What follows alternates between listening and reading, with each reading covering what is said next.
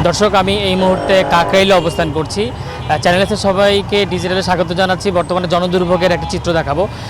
একটু আগে ইশরাক হোসেন এখানে সমাবেশ করেছেন এবং তিনি সীমিতভাবে তিনি সমাবেশ এখন থেকে পালন করবেন জনদুর্ভোগের চিন্তা করে। কাকরাইলে এত পরিমাণ জনদুর্ভোগ, এত পরিমাণ ট্রাফিক জ্যাম, এই জ্যামের কারণে অতিষ্ঠ হয়ে পড়ে সাধারণ জনগণ। আমি একটু আপনাদেরকে দেখাতে চাই যে কাকরাইলের বর্তমান অবস্থা। দুইটা লেনেই পর্যাপ্ত পরিমাণ গাড়ি।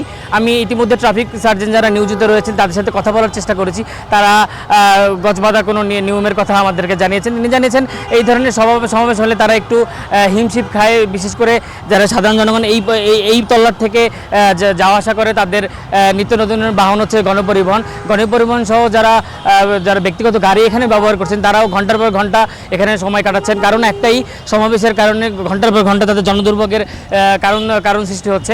অনেক সাধারণ যাত্রী আমাকে জানিয়েছেন যে এই ধরনের আন্দোলন হওয়া শুরু করলে তারা সাধারণভাবে তাদের অফিসে যেতে দেরি হচ্ছে।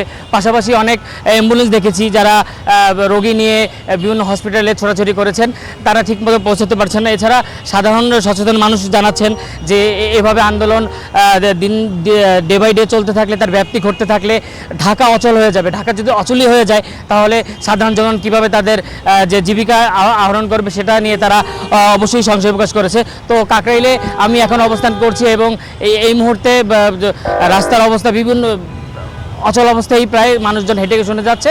তো যারাই এই পথ দিয়ে যাবেন একটু বিকল্প পথ অবশ্যই বাছাই করে চলাফেরার চেষ্টা করবেন। সো এই ছিল কাকরাইলের বর্তমান ট্রাফিকের অবস্থা।